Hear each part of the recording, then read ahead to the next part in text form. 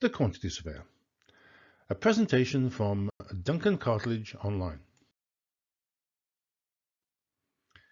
It's 5 years since Duncan Cartledge Online went live, so I thought I'd take a look at how far the QS has come over the past 200 years or so.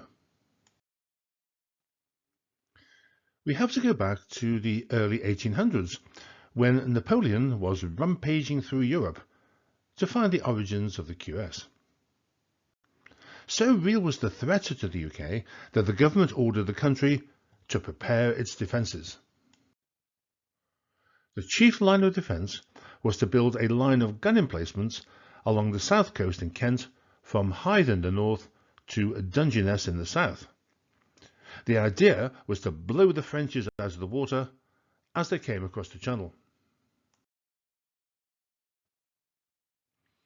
The gun emplacements, known as Mortello Towers, can still be seen today. Some have even been converted into houses. These structures are substantial and would take time to build. Each tower, around 74 were built between 1805 and 1808, required about 250,000 bricks, a colossal quantity to produce and transport. Remember, this is prior to all the transport and communication aids we just take for granted today. No telephone, email, transportation, etc. You just had to hope the carrier pigeon didn't get shot and put in the pot. At this time, UK construction procurement, like the rest of Europe, was via separate trades. But because there was no time to plan and design the towers, contractors were allowed to measure and value for settlement by fair valuation. It was also found much quicker to use a single builder rather than separate trades. General contracting had arrived. Of course, Napoleon never crossed the Channel, and by 1815 the Mortello Towers became redundant. In the years that followed, two prestigious projects were commissioned: Windsor Castle and Buckingham Palace, procured using separate trades. However, both projects suffered cost overruns and claims, and an inquiry recommended an end to separate trades in favour of general contracting.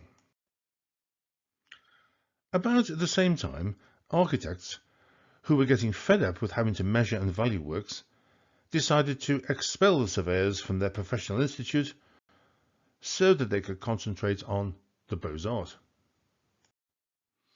In 1834, the House of Commons was rebuilt based on a detailed design and bills of quantities and let to a general contractor. Now, although the final account was double the original budget, most of this was down to variations, and it was seen overall as a vindication for general contracting and quantity surveyors. General contracting became the norm in the UK, while many countries still use separate trades.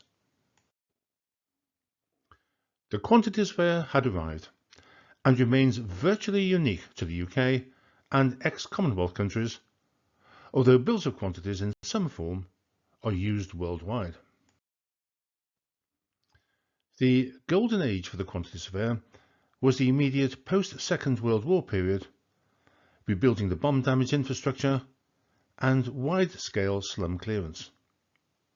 The RICS scale of fees was generous, bills of quantities were widely used, and competition between RICS practices was disallowed on the basis that clients were only interested in the quality of the service and not the cost. How did they get away with it? But all good things come to an end. The golden age couldn't last. The Conservative government introduced CCT, compulsory competitive tendering, in 1980, and practices were forced to compete for the first time for public sector work, a practice which soon transferred to the private sector. Fees were slashed, and the RICS scale of fees was binned.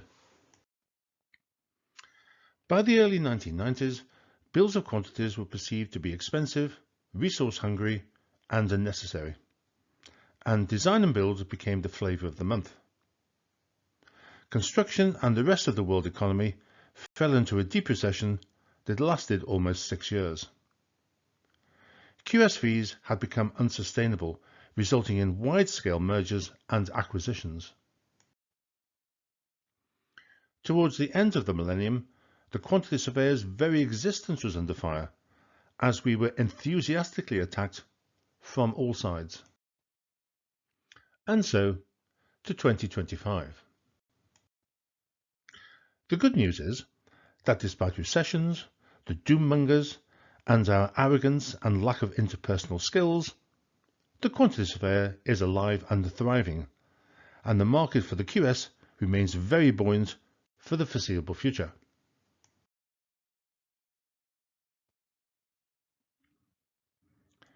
Thanks for watching. Here's to the next 5 years.